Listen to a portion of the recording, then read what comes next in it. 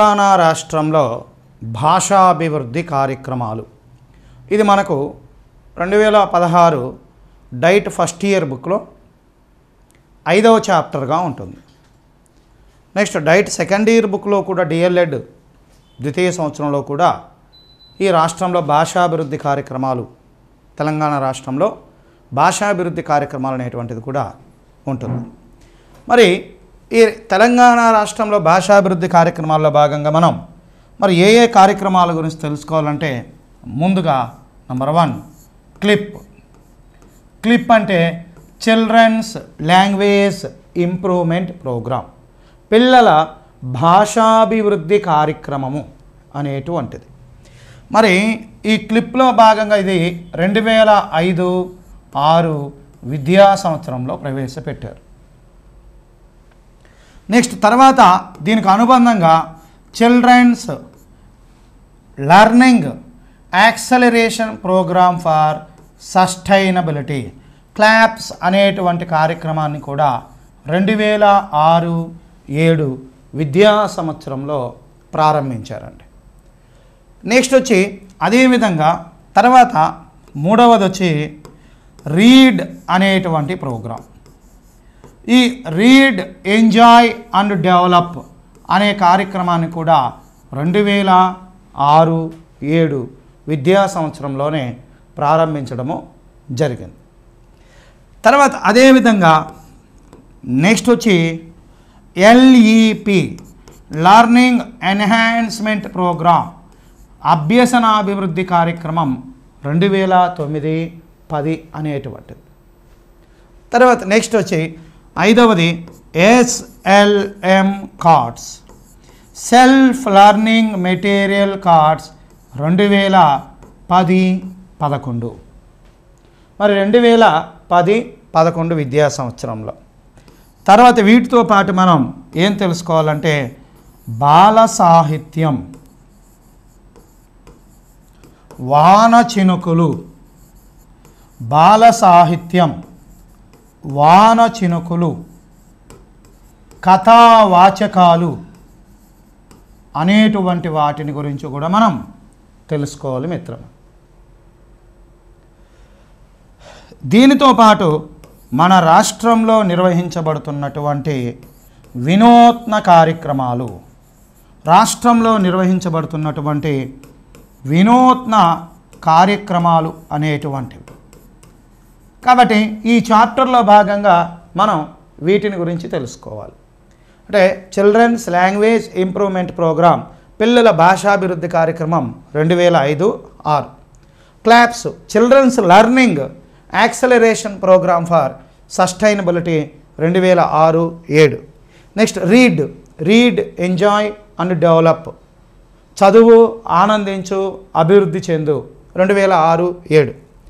LEP learning enhancement programme అభ్యసనాభివృద్ధి కార్యక్రమం 2009-10. Next self learning material cards 2010-11. Next బాల సాహిత్యము, వాన చినుకులు, కథావాచకాలు. అదేవిధంగా మన రాష్ట్రంలో నిర్వహించబడుతున్నటువంటి వినూత్న కార్యక్రమాలు వీటి గురించి మనం ఇప్పుడు తెలుసుకుందాం. మరి ఇక్కడ మన తెలంగాణ రాష్ట్రంలో భాషాభివృద్ధి కార్యక్రమాల్లో భాగంగా మనం ఇక్కడ 6 సంవత్సరాల నుంచి ఇంచుమించు కూడా పాఠశాల వయసు ఉన్నటువంటి పిల్లలందరూ కూడా అందరికీ విద్యను అందించాలనే ఉద్దేశంతో ఈ యొక్క 21A అంటే విద్యను ప్రాథమిక హక్కుగా గుర్తించడం అనేటువంటిది జరిగింది. అందుకే జేమ్స్ బ్రిటన్ ఏమంటాడు, మాటల సముద్రంలో నిలిపే పఠనం లేఖనం అంటాడు. భాష సృష్టించిన వాతావరణంలోనే శిశువు జీవిస్తాడు, వికసిస్తాడు అని చెప్పి ప్రొఫెసర్ కృష్ణకుమార్ అంటాడు. అయితే మన రాష్ట్రంలో నాణ్యమైనటువంటి విద్యను అందించడం కోసము, మన రాష్ట్రంలో నాణ్యమైనటువంటి విద్యను అందించడం కోసము లేదా గుణాత్మకమైనటువంటి విద్యను అందించడం కోసము, కృషి చేస్తున్నటువంటి పథకాలు సర్వశిక్ష అభియాన్, ఇప్పుడైతే సమగ్ర శిక్ష, సర్వశిక్ష అభియాన్, తర్వాత దీన్నే ఇంతకుముందు RVM అనేవాళ్ళు రాజీవ్ విద్యా మిషన్, తర్వాత DPEP ప్రోగ్రామ్, అదేవిధంగా APEP పథకాలు, ఈ పథకాలన్నీ కూడా గుణాత్మక విద్యను అందించడం కోసము, ఈ యొక్క నాణ్యమైన విద్యను అందించడం కోసము కృషి చేస్తున్నటువంటి పథకాలుగా మనం చెప్పుకోవచ్చు. మరి ముందుగా మన తెలంగాణ రాష్ట్రంలో భాషాభివృద్ధి కార్యక్రమాల్లో ముందుగా నెంబర్ 1 వచ్చి పిల్లల భాషాభివృద్ధి కార్యక్రమము. దీనే ఇంగ్లీష్లో children's language improvement programme. Children's language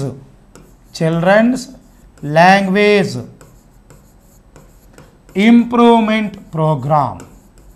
ఈ చిల్డ్రన్స్ లాంగ్వేజ్ ఇంప్రూవ్మెంట్ ప్రోగ్రామ్ అనేటువంటి దానిని 2005-2006 విద్యా సంవత్సరంలో ప్రవేశపెట్టడం జరిగిందండి. మరి చిల్డ్రన్స్ లాంగ్వేజ్ ఇంప్రూవ్మెంట్ ప్రోగ్రామ్ని ఈ యొక్క ఎందుకోసం ప్రవేశపెట్టారంటే, ముందుగా మనం సర్వశిక్ష అభియాన్ పైన కూడా ఇచ్చాడండి. ఏమని ఇచ్చారంటే, ఈ క్రింది వాటిలో గుణాత్మక విద్యను, నాణ్యమైన విద్యను అందించడం కోసము ఏర్పాటు చేసిన కార్యక్రమం అని సర్వశిక్ష అభియాన్ అని ఇచ్చాడు. మరి ఈ సర్వశిక్ష అభియాన్ యొక్క ముఖ్యమైన నినాదం ఏంటంటే, అందరూ చదవాలి, అందరూ ఎదగాలి. అందరూ చదవాలి, అందరూ ఎదగాలి అనేటువంటిది దీని యొక్క ప్రధాన ఉద్దేశం. అందరూ చదవాలి, అందరూ ఎదగాలి అనేటువంటిది ఈ యొక్క సర్వశిక్ష అభియాన్ యొక్క ప్రధానమైనటువంటి మోటో. మరి ఇక్కడ ఈ సర్వశిక్ష అభియాన్ గుణాత్మక విద్యను, నాణ్యమైన విద్యను అందించడం కోసం మరి ఇక్కడ పిల్లలకి ఈ పిల్లల భాషాభివృద్ధి కార్యక్రమము 2005-06 విద్యా సంవత్సరంలో దీన్ని ప్రవేశపెట్టడం జరిగింది. మరి పిల్లల భాషాభివృద్ధి కార్యక్రమం అనేటువంటిది ఎందుకు ప్రవేశపెట్టారంటే, పిల్లలందరూ కూడా పాఠశాల స్థాయిలో, దీంట్లో మనకు డైట్ బుక్ ఉంటే డైట్ బుక్ నుంచి మన తెలంగాణ గురుకులకి 4 ప్రశ్నలు అడిగారు. తెలంగాణ గురుకులకి ఎస్జిటి పుస్తకం నుంచి మన తెలంగాణ గురుకులకి పీజీటీకి ఒకే ఎగ్జామ్లో 4 ప్రశ్నలు అడిగాడు. అప్పుడు దీని యొక్క ఇంట్రడక్షన్ పైనే అడిగాడు. అంటే పిల్లలందరూ కూడా, పాఠశాలలో ఉన్నటువంటి పిల్లలందరూ కూడా చదవడం రాయడం చేయగలిగే విధంగా, వాళ్ళు చదవడము రాయడం అనేటువంటి కృత్యాల నిర్వహణ కోసము రాష్ట్రంలో ఉన్న విద్యార్థులందరూ కూడా ఈ చదవడం రాయడం అనేటువంటి నైపుణ్యాలను అభివృద్ధి చేయడం కోసము ఏర్పాటు చేయబడినటువంటి కార్యక్రమమే ఈ యొక్క పిల్లల భాషాభివృద్ధి కార్యక్రమము అనేటువంటిది. మరి అదే ఇచ్చాడు ఎగ్జామ్లో. అంటే రాష్ట్రంలో ఉన్న పిల్లలందరూ కూడా సమానంగా ఎదగడం కోసం, చదవడం రాయడం కోసం విద్యాశాఖ ప్రారంభించినటువంటి కార్యక్రమం ఏమిటి అని ఇచ్చాడు. మరి ఈ విద్యాశాఖ ప్రారంభించినటువంటి కార్యక్రమము ఈ క్లిప్ అనేటువంటి కార్యక్రమం. మరి ఈ క్లిప్ అనేటువంటి కార్యక్రమాన్ని ఏ తరగతులకు నిర్దేశించారంటే 2, 3, 4, 5 తరగతులకి నిర్దేశించడం జరిగింది. మరి ఇది బాగా సక్సెస్ అవడంతో, ఈ పద్ధతి యొక్క children's language improvement programme success అవడంతో దీనికి అనుబంధంగా 2006, 2007 విద్యా సంవత్సరంలో ఏం చేశారంటే క్లాప్స్ అనేటువంటి కార్యక్రమాన్ని ప్రవేశపెట్టారు. దీన్నే పిల్లల అభ్యసనాభివృద్ధి కార్యక్రమము అంటారు. పిల్లల అభ్యసనాభివృద్ధి కార్యక్రమము అని పిలుస్తారు. పిల్లల అభ్యసనాభివృద్ధి కార్యక్రమం అని దీన్ని పిలవడం జరుగుతుందండి. మరి ఈ పిల్లల అభ్యసనాభివృద్ధి కార్యక్రమాన్ని దీన్ని ఏమంటారంటే చిల్డ్రన్స్ లర్నింగ్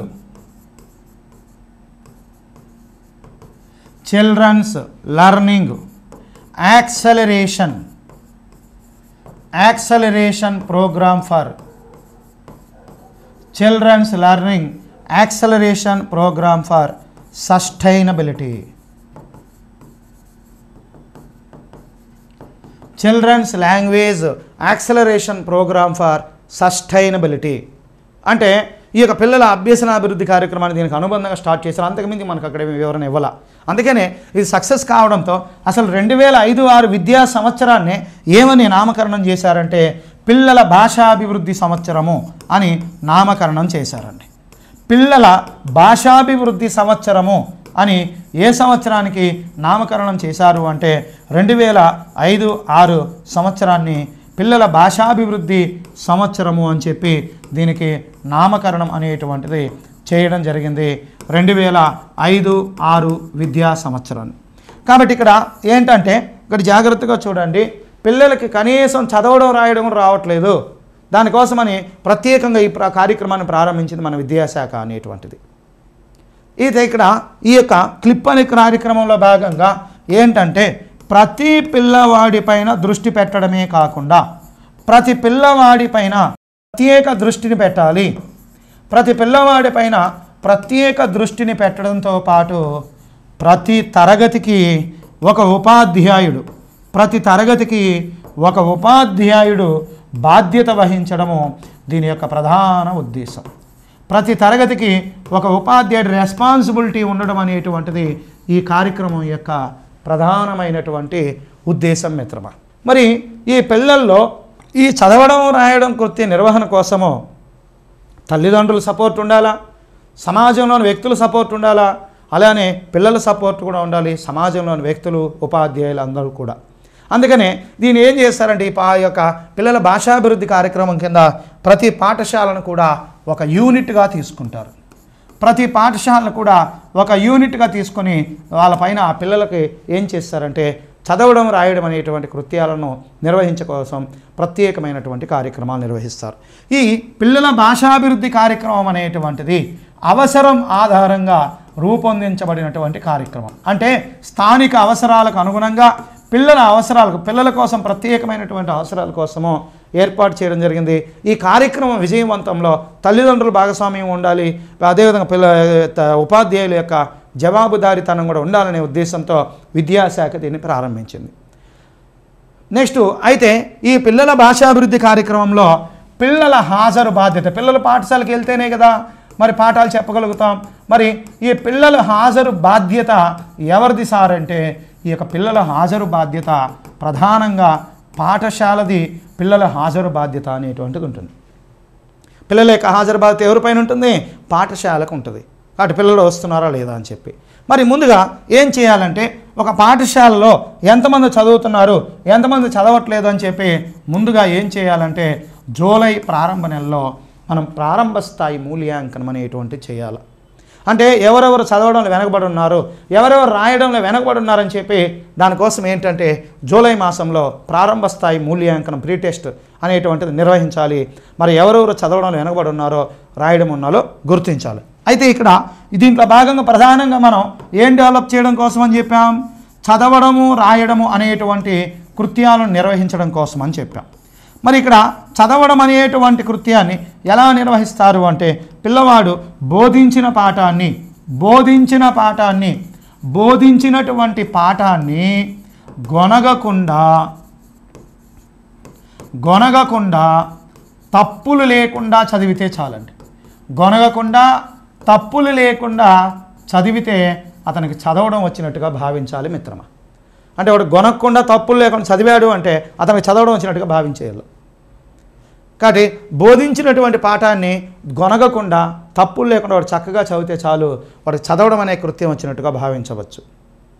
నెక్స్ట్ రాయడం అనేటువంటి కృత్య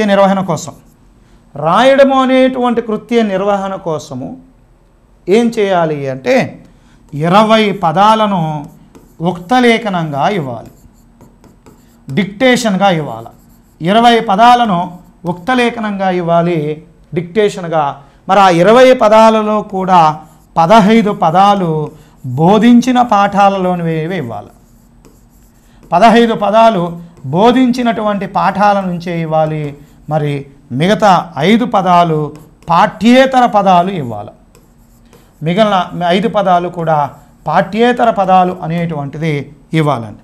మరి ఈ 20 పదాలలో కూడా 5 పదాలు గుణింత పదాలు ఉండాలి. 5 పదాలు ఏముండాలి? గుణింత పదాలు ఉండాలి.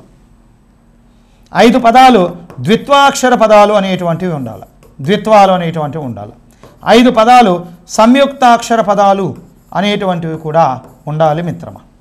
అంటే 5 పదాలు గుణింత పదాలు ఉండాలి, 5 ద్విత్వాక్షర పదాలు, 5 సంయుక్తాక్షర పదాలు అనేటువంటివి కూడా తప్పనిసరిగా ఉండేలా చూసుకోవాలా. ఆ తర్వాత ఎంతమంది చదువుతున్నారు, ఎంతమంది రాస్తున్నారో చూసి దాన్ని బట్టి ఆ పాఠశాలకు గ్రేడింగ్ ఇస్తారు. ఈ విధంగా నవంబర్ నెల వరకు కూడా దీనిపైన ప్రత్యేకమైన దృష్టి తీసుకోవాలి.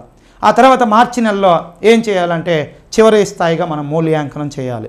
మామూలుగా ఈ క్లిప్ నిర్వహణకు ఏం చేయాలంటే మనం ప్రతిరోజు కూడా ఉదయాన్నే భాషా బోధనకు 2 పీరియడ్లు కేటాయించాలి. భాషా బోధనకు ఎన్ని పీరియడ్లు కేటాయించాలా? ఉదయాన్నే 2 పీరియడ్లు కేటాయించి మధ్యాహ్నం 1 పీరియడ్ భాషా క్రీడలకు కేటాయించాలి. తర్వాత 1వ తరగతికి రెగ్యులర్ ఉపాధ్యాయుడే బోధించాలి. బాధ్యత కూడా తీసుకోవాలి, రెస్పాన్సిబిలిటీ. దీని యొక్క ప్రధాన ఉద్దేశం అదే. నాకు సంబంధం లేదు అనకూడదు. ప్రతి తరగతికి ఒక ఉపాధ్యాయుడు బాధ్యత తీసుకోవాలి. ప్రతి విద్యార్థి పైన ప్రత్యేక దృష్టి పెట్టాలి. ముందు మీరు వాళ్ళకి చదవడం రాయడం నేర్పించండి, ర్యాంకులు మార్కులు తర్వాత అని చెప్పి ఈ కార్యక్రమాన్ని ప్రవేశపెట్టారు. అయితే ఆ వచ్చినటువంటి ఈ పిల్లలు చదవడం రాయడం కోసం చేసినటువంటి ఆధారంగా ఆ పాఠశాల గ్రేడింగ్ ఇస్తారు. మరి 80% మంది పైన పిల్లలు కానీ సాధిస్తే ఆ పాఠశాలకి ఏ గ్రేడ్ అనేటువంటిది ఇస్తారు. 60% నుంచి 79% పైన సాధిస్తే బి గ్రేడ్ ఇస్తారు. 50% నుంచి 59% మధ్య కానీ సాధిస్తే ఆ పాఠశాలకు సి గ్రేడ్ ఇస్తారు. 49% కన్నా తక్కువ కానీ సాధిస్తే ఫస్ట్ మిమ్మల్ని స్కూల్ నుంచి పంపిస్తారు, మీకు మెమో ఇస్తారు. అంటే డి గ్రేడ్ అనేటువంటిది పాఠశాలకు ఇస్తారు. కాబట్టి ప్రతి పాఠశాలను ఒక యూనిట్గా తీసుకొని ప్రతి విద్యార్థి పైన దృష్టి పెట్టడమే కాకుండా అదేవిధంగా ఒక తరగతికి ఒక ఉపాధ్యాయుడు రెస్పాన్సిబిలిటీ తీసుకోవడం అనేటువంటిది ఈ క్లిప్ కార్యక్రమం యొక్క ప్రత్యేకమైనటువంటి ఉద్దేశంగా మనము చెప్పుకోవచ్చు. మరి ఈ క్లిప్ నిర్వహణలో భాగంగా మరి ఆ పర్యవేక్షక బృందాలు అంటే ఈ క్లిప్ కార్యక్రమాలని ఏ స్థాయిలో ఎవరెవరు పర్యవేక్షణ చేస్తారు, ఎవరెవరు ఎలా చూస్తారు, ఇవి జరుగుతున్నాయా లేదా అనేటువంటిది, ఈ క్లిప్ కార్యక్రమాన్ని ఎవరెవరు ఏ స్థాయిలో పర్యవేక్షిస్తారు అనేటువంటిది మనం చూసుకోవాలి. ముందుగా పాఠశాల స్థాయి. పాఠశాల స్థాయిలో మరి పాఠశాల ఒక స్కూల్ స్థాయిలో ఈ క్లిప్ కార్యక్రమాన్ని ఎవరు పర్యవేక్షిస్తారు అంటే ఆ పాఠశాల హెచ్ఎం అనేటువంటి అతను దీన్ని పర్యవేక్షిస్తాడు. ఆ స్కూల్ హెచ్ఎం తప్పనిసరిగా దీన్ని పర్యవేక్షించాలి. నెక్స్ట్ 2 స్కూల్ కాంప్లెక్స్ స్థాయి. స్కూల్ కాంప్లెక్స్ అంటే ఒక కాంప్లెక్స్లో అన్నీ ఉంటాయి. High school, elementary school, anganwadi, ఇలా చాలా అన్నీ కలిపి ఒక చోట ఉంటాయి. మరి స్కూల్ కాంప్లెక్స్ స్థాయిలో అయితే ఆ పాఠశాల కాంప్లెక్స్ హెచ్ఎం, ఆ పాఠశాల కాంప్లెక్స్ యొక్క స్కూల్ యొక్క కాంప్లెక్స్ యొక్క హెచ్ఎం అనేటువంటి అతను దాన్ని పర్యవేక్షణ అనేటువంటిది జరుగుతుంది. నెక్స్ట్ అదేవిధంగా మండల స్థాయిలో ఈ కార్యక్రమాన్ని ఎవరు పర్యవేక్షిస్తారంటే ఎంఈఓ గారు పర్యవేక్షిస్తారు. అలానే మండల్ రీసోర్స్ పర్సన్ అనేటువంటి అతను కూడా పర్యవేక్షిస్తాడు. మరి ఎంఈఓ గారు అదేవిధంగా ఈ ఎంఆర్పి ఈ మండల్ రీసోర్స్ పర్సన్ పర్యవేక్షించడం అనేది జరుగుతుంది. తర్వాత అదేవిధంగా జిల్లా స్థాయిలో ఎవరు పర్యవేక్షిస్తారంటే డిఈఓ గారు పర్యవేక్షిస్తారు. అలానే డిప్యూటీ డిఈఓ గారు పర్యవేక్షిస్తారు. తర్వాత అకాడమిక్ మానిటరింగ్ ఆఫీసర్, తర్వాత ఏపీసీ, అదేవిధంగా డైట్ స్టాఫ్, వీళ్ళందరూ కూడా దీన్ని పర్యవేక్షించడం అనేటువంటిది జరుగుతుంది మిత్రమా. నెక్స్ట్ వచ్చి రాష్ట్ర స్థాయిలో ఎవరు పర్యవేక్షిస్తారంటే ఎస్పీఓ స్టాఫ్ అంటే స్పెషల్ ప్రోగ్రామ్ ఆఫీసర్ అని ఉంటుంది. తర్వాత academic support group, academic support group అనేటువంటి వాళ్ళు ఉంటారు. వాళ్ళు దీన్ని పర్యవేక్షించడం అనేటువంటిది జరుగుతుంది మిత్రమా. కాబట్టి ఇదంతా కూడా ఈ క్లిప్ కార్యక్రమాన్ని ఎవరి స్థాయికి తగ్గట్టు వాళ్ళు పర్యవేక్షించడం అనేటువంటిది జరుగుతుంది. మరి ఈ క్లిప్ కార్యక్రమంలో నిర్వహణలో భాగంగా ఏ ప్రత్యేక కార్యక్రమాలు నిర్వహిస్తారనేది కూడా మనం తెలుసుకోవాలి. మరి ఈ పిల్లల భాషాభివృద్ధి కార్యక్రమాల్లో భాగంగా క్లిప్ నిర్వహణలో భాగంగా ఏ కార్యక్రమాలు అనేటువంటివి మనం నిర్వహిస్తామో వాటిని గురించి కూడా మనం తెలుసుకోవాలి. దాంట్లో నంబర్ 1 గోడ పత్రిక. ఈ గోడ పత్రిక అనేటువంటిది పిల్లలు తమ స్పందనలు, ప్రతిస్పందనలు, ఆలోచనలు, అనుభూతులు, తమ రచనలు, గీసిన బొమ్మలు, వేసిన బొమ్మలు, రాసిన కవితలు, వాటిని అన్నింటినీ కూడా ప్రదర్శించేటువంటి వేదికే ఈ గోడ పత్రిక. ఈ గోడ పత్రికని సమాచార ప్రచార కమిటీ నిర్వహిస్తుంది. ఎవరు నిర్వహిస్తారండి? సమాచార ప్రచార కమిటీ అనేటువంటిది నిర్వహిస్తుంది గోడ పత్రిక అనేటువంటిది. అయితే ఈ గోడ పత్రిక అనేటువంటిది విద్యార్థులు తమ సొంత సాహిత్య కృషిగా భావిస్తారండి. తమ సొంత సాహిత్య కృషిగా ఈ యొక్క గోడ పత్రికను విద్యార్థులు భావించడం అనేటువంటిది జరుగుతుంది మిత్రమా. ఏంటి సార్ గోడ పత్రిక అంటే?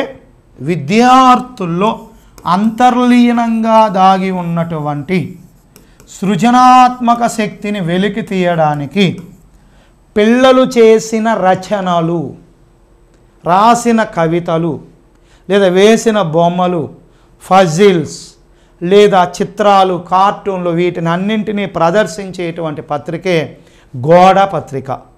ఈ గోడ పత్రిక వల్ల విద్యార్థుల్లో 10 మందిలో గుర్తింపు పొందాలనేటువంటి ఆసక్తి ఏర్పడుతుంది. అప్పుడు రెగ్యులర్గా పాఠశాలకు వస్తాడు. రేపు నేను కూడా ఏదైనా ఒక పాట రాసుకొని వస్తాను, కవిత రాసుకొని వస్తాను. అవి ఏ రోజుకు ఆ రోజు మనం అక్కడ ప్రదర్శించడం వల్ల పిల్లల్లో అంతర్లీనంగా దాగి ఉన్నటువంటి సృజనాత్మక శక్తి అనేటువంటిది మనం వెలికి తీయవచ్చు. ఓకే మిత్రమా. తర్వాత నెక్స్ట్ ఇక్కడ ఏంటంటే రాయడం అనేటువంటి కూడా ఒక కళ అండి. ఊరికే రాయడం అంటే ఏదో రాయడం అని కాదు. ఇక్కడ రాయడం అనేది కూడా ఒక కళ అండి. అంటే ఎక్కడికి ఆపాలి, ఎక్కడ ఫుల్ స్టాప్ పెట్టాలి, ఎక్కడ ఏ విరామ చిహ్నం వాడాలి, ఆశ్చర్యార్థ గుర్తు ఎక్కడ వాడాలి, కామా ఎక్కడ వాడాలి అనేటువంటి అన్నీ కూడా మనం తప్పనిసరిగా తెలుసుకోవాలి మిత్రమా. తర్వాత ఎక్కడ పేరా మారాలి, పరిచ్ఛేదాలు అంటే పేర, ఎక్కడ పేరాలు విభజించాలి, ఇవన్నీ కూడా పిల్లలకి ఈ గోడ పత్రిక వల్ల పరిచయం అవుతాయి. నెక్స్ట్ వచ్చి ఇంకోటి ఇచ్చాడు ఇక్కడ. అమూర్త చిత్రలేఖన పద్ధతుల్లో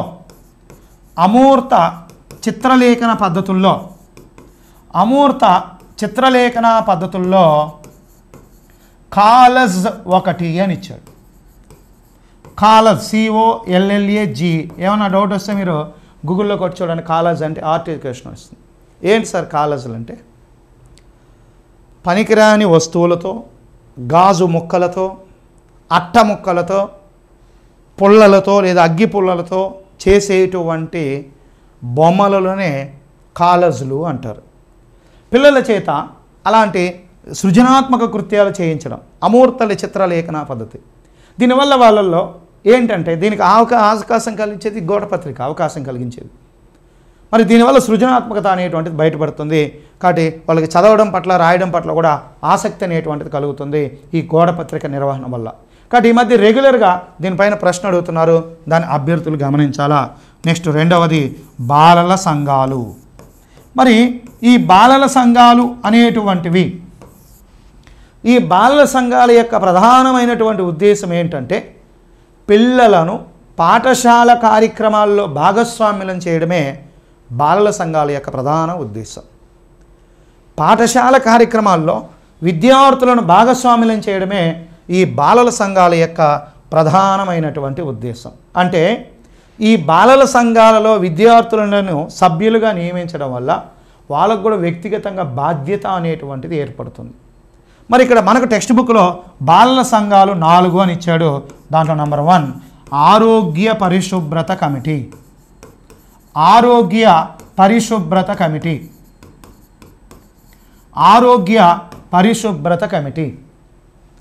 2 సమాచార సాంస్కృతిక కమిటీ. సమాచార సాంస్కృతిక కమిటీ. 3 గ్రంథాలయ కమిటీ. 4 review committee.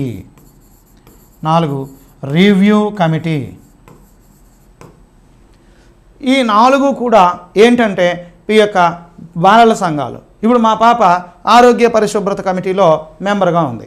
మా పాప ఇంటికి రాగానే నాకు గోర్లు కత్తిరించు నాన్న అంటుంది. అంటే ఎందుకు మా అంటే నేను అందరిని చెక్ చేయాలా, ఫస్ట్ నేను చూసుకోవాలా. కాబట్టి అందరి చేతి వేలకి గోర్లు ఏమైనా ఉన్నాయా, అందరూ శుభ్రంగా ఉన్నారా, యూనిఫామ్ వేసుకొని వచ్చారా, తర్వాత పాఠశాల పరిసరాలు శుభ్రంగా ఉన్నాయా లేదా, అంటే ఆయా వచ్చి మొత్తం క్లీన్ చేసిందా లేదా, తరగతి గది క్లీన్గా ఉందా లేదా, పిల్లలందరూ కూడా నీట్గా వచ్చారా లేదా, ఇవంతా కూడా మా పాపకి సభ్యురాలుగా ఉండడం వల్ల ఒకరోజు పాఠశాల నిలబడగా నేను పలానా కమిటీలో ఉన్నాను, నేను ప్రేయర్ కమిటీలో నేను ప్రేయర్ వెళ్ళి చెప్పాలా. కాబట్టి ఇక్కడ ఏంటంటే రెస్పాన్సిబిలిటీ వస్తుంది. అప్పుడు రెగ్యులర్గా పాఠశాలకు వస్తాడు. ఆటోమేటిక్గా పిల్లల్లో భాషాభివృద్ధి అనేటువంటిది డెవలప్ అనేటువంటిది జరుగుతుంది. నెక్స్ట్ వచ్చి మూడవది టీచర్ డైరీ. ఈ టీచర్ డైరీ అనేటువంటిది ఉపాధ్యాయుడు తాను ప్రణాళికాబద్ధంగా నిర్వహించిన వాటిని, ఒక ఉపాధ్యాయుడు తాను ప్రణాళికాబద్ధంగా చేసినటువంటి వాటిని మరి ఏ రోజుకు ఆ రోజు నమోదు చేసుకునేటువంటి డైరీనే ఈ యొక్క టీచర్ డైరీ అనేటువంటిది. మరి ఈ టీచర్ డైరీ అనేటువంటిది తాను ప్రతిరోజు నిర్వహించేటువంటి కార్యక్రమం అందులో నమోదు చేసుకొని ఉంటాడు. తర్వాత నెక్స్ట్ వచ్చి నాలుగవది భాషోత్సవం. భాషోత్సవం, ఈ భాషోత్సవాల వల్ల పిల్లల్లో పోటీతత్వం, ఆత్మస్థైర్యం, అదేవిధంగా భాషాభివృద్ధి అనేటువంటిది భాషోత్సవాల వల్ల కలుగుతుందండి. ఏంటి సార్ భాషోత్సవాలు అంటే, పిల్లల చేత మన వక్తృత్వ పోటీలు, వచన రచన పోటీలు, పద్య పఠన పోటీలు, గేయ పోటీలు, అదేవిధంగా అష్టావధానం అంటే చిన్న చిన్న పోటీలు, పద పోటీలు, అక్షర క్రీడలు, అంత్యాక్షరి ఇలాంటివి ఆడించడం వల్ల పిల్లల్లో పోటీ పడి నేర్చుకుంటారు. ఆత్మవిశ్వాసం, ఆత్మస్థైర్యం వస్తుంది. దాంతోపాటు భాష కూడా డెవలప్ అవుతుంది. కాబట్టి పిల్లల్లో పోటీతత్వం, ఆత్మస్థైర్యం, భాషాభివృద్ధి అనేది ఏ కార్యక్రమాలు, ఏ ఉత్సవాల వల్ల కలుగుతుంది? భాషోత్సవాల వల్ల డెవలప్ అవుతుంది. ఓకే మిత్రమా. తర్వాత ఐదవది వచ్చి చిన్నారుల సభ. ఈ చిన్నారుల సభని ఒక సంవత్సరంలో 2 సార్లు నిర్వహించాలి చిన్నారుల సభను.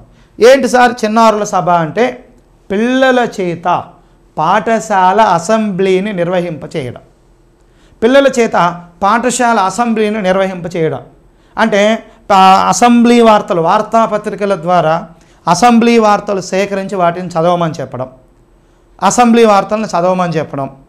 ఆ వార్తలు సేకరిస్తారు, న్యూస్ పేపర్లు చదువుతారు, ఆటోమేటిక్గా చదవడం రాయడం పట్ల అభిరుచి అనేటువంటిది ఏర్పడుతుంది. కాబట్టి ఈ చిన్నారుల సభని ఒక సంవత్సరంలో 2 సార్లు నిర్వహించాలి. ఓకే. తర్వాత ఆరవది, దీనిలో భాగంగానే మనం నిర్వహించేటువంటిది పఠనోత్సవం. మరి ఈ పఠనోత్సవంలో భాగంగా ఏంటంటే, పిల్లల చేత గ్రంథాలయ పుస్తకాలు అనేటువంటివి చదివించడం అనేటువంటిది జరుగుతుంది మిత్రమా. పఠనోత్సవంలో భాగంగా గ్రంథాలయ పుస్తకాలు అనేటువంటివి చదివించడం అనేటువంటిది జరుగుతుంది. మరి ఈ గ్రంథాలయ పుస్తకాలను చదివేటప్పుడు దీనికోసమే పఠనోత్సవంలో భాగంగా పిల్లలకి పఠనం అనేటువంటిది ఒక నిత్య కృత్యంగా ఉండాలా, చదవడం అనేటువంటిది ఒక మంచి అలవాటుగా ఏర్పడాలి అనేటువంటి ఉద్దేశంతో 2006-2007 విద్యా సంవత్సరంలో రీడ్ అనేటువంటి కార్యక్రమాన్ని ప్రవేశపెట్టారు. మరి ఈ రీడ్ కార్యక్రమం యొక్క ప్రధాన ఉద్దేశం ఏంటంటే, పిల్లవాడికి చదవడం పట్ల అవగాహన ఏర్పాటు చేయాలా, పఠనం అనేది ఒక నిత్య కృత్యంగా ఉండాలా, పుస్తక పఠనం పట్ల అభిరుచిని ఏర్పాటు చేయడమే దీని యొక్క ప్రధాన ఉద్దేశం. అయితే ఈ రీడ్ కార్యక్రమాన్ని చేపట్టే కాలం నాటికి మన రాష్ట్రంలో 38% మంది పిల్లలు కూడా కనీసం చదవడం రాయడం చేయలేకపోతున్నారు. అందుకోసమే అక్కడే చూడండి, రీడ్, ఎంజాయ్ అండ్ డెవలప్. దీనికి ఏమని అర్థం అంటే, చదువు, ఆనందించు, అభివృద్ధి చెందు. చదువు, ఆనందించు, అభివృద్ధి చెందు. చదువు, ఆనందించు, అభివృద్ధి చెందు. Read, enjoy and develop. మరి ఈ పఠనోత్సవంలో భాగంగా, రీడ్ కార్యక్రమంలో భాగంగా పిల్లల చేత కథల పుస్తకాలు అనేటువంటి చదివిస్తారు. దానికోసమే ఏం చేశారంటే, ప్రతి పాఠశాలకి కూడా బాల సాహిత్యం పేరిట, అదేవిధంగా కథావాచకాలు, కథల కార్డులు అనేటువంటివి కూడా, ఈ కథావాచకాలు, నెక్స్ట్ వాన చినుకులు అనేటువంటివి పంపిణీ చేయడం జరిగింది మిత్రమా. మనం అన్నీ కూడా కలిపి ఇక్కడే తెలుసుకుంటున్నాం, కానీ జాగ్రత్తగా చూసుకోవాలా. ముందుగా బాల సాహిత్యం. ఈ బాల సాహిత్యం అనేటువంటిది పిల్లలకి వినోదాన్ని, విజ్ఞానాన్ని కలిగించేదే బాల సాహిత్యం అనేటువంటిది. అందుకే ప్రొఫెసర్ కృష్ణకుమార్ గారు ఏమంటారంటే, 10 కథల పుస్తకాలు చదివిన తర్వాతే 11వ పుస్తకంగా పాఠ్యపుస్తకం ఉండాలి అంటాడు. 10 కథల పుస్తకాలు చదివిన తర్వాత 11వ పుస్తకంగా ఏముండాలన్నాడు? పాఠ్యపుస్తకం ఉండాలి అన్నాడు. కాబట్టి 10 కథల పుస్తకాలు చదివిన తర్వాత 11వ పాఠ్యపుస్తకం ఉండాలని చెప్పి ప్రొఫెసర్ కృష్ణకుమార్ అన్నాడు. అంటే ఈ బాల సాహిత్యం పేరిట పిల్లలకి పఠనోత్సవాల్లో భాగంగా కథావాచకాలు, కథల పుస్తకాలు, కథల కార్డులు అనేటువంటివి చదివిస్తారు. మరి ఈ కథావాచకాలు అనేటువంటివి పిల్లల స్థాయిని అనుసరించి అందమైనటువంటి చిత్రాలతో రంగులతో బొమ్మలతో నిండినటువంటి కథావాచకాలే ఈ యొక్క కథావాచకాలు. మరి ఇవి కథావాచకాలు అనేటివి 4 పేజీల్లో ముగిసిపోతాయి, కొన్ని 2 పేజీల్లో ముగిసిపోయేవి ఉంటాయి. మరి ఆ కథావాచకాల్లో ఒక పేజీ అంత బొమ్మ ఉంటుంది, ఆ పేజీలో ఉన్నటువంటి ప్రధాన భావాన్ని తెలిపేటువంటి ఒక వాక్యం మాత్రమే అందులో కనిపిస్తుంది, మిగతాదంతా ఇతనే ఊహించి చెప్పడం అనేది జరుగుతుంది. నెక్స్ట్ ఈ యొక్క బాల సాహిత్యము, పఠన ప్రారంభ సామాగ్రి, కథావాచకాలు వాళ్ళ స్థాయిని బట్టి కథావాచకాన్ని విభజించినవే వాన చినుకులు. ఈ వాన చినుకులు అనేటువంటి పేరుతో ఎన్సీఈఆర్టీ వారు ఏంటంటే వాన చినుకులు అనేటువంటి పేరుతో పఠన ప్రారంభ సామాగ్రిని పాఠశాలకు ఉచితంగా పంపిణీ చేశారు. ఇది మామూలుగా 40 సాధారణ పుస్తకాలు, 100 కథల పుస్తకాలు అనేటువంటి పాఠశాలకు పంపిణీ చేస్తుంది. కాబట్టి ఇక్కడ ఇది కూడా ఇవ్వడానికి ఆస్కారం ఉంది. వాన చినుకులు అనేటువంటి పఠన ప్రారంభ సామాగ్రిని పాఠశాలకు ఎవరు పంపిణీ చేస్తారు? ఎన్సీఈఆర్టీ వాళ్ళు అనేటువంటి వాళ్ళు పంపిణీ చేయడం అనేటువంటిది జరుగుతుంది మిత్రమా. కాబట్టి ఇక్కడ మనం క్లిప్లో భాగంగా, పఠనోత్సవంలో భాగంగా రీడ్, తర్వాత బాల సాహిత్యం, వాన చినుకులు, కథావాచకాలు, క్లాప్స్ అనేటువంటి దాన్ని కూడా మనం కవర్ చేయడము జరిగింది.